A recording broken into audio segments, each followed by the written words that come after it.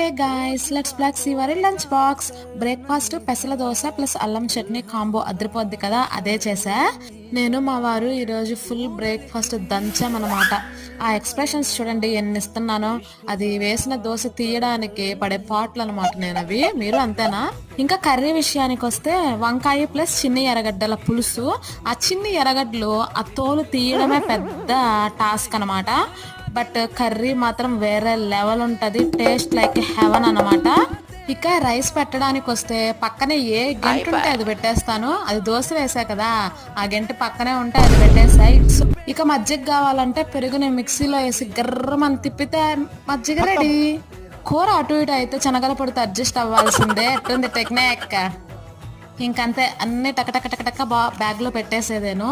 చూసారుగా, ఉప్పు అటు ఇటు అయినా కూడా అడ్జస్ట్ చేసుకోవడానికి నేను సాల్ట్ బాక్స్ ఎప్పుడు బ్యాగ్ లో పెడతాను.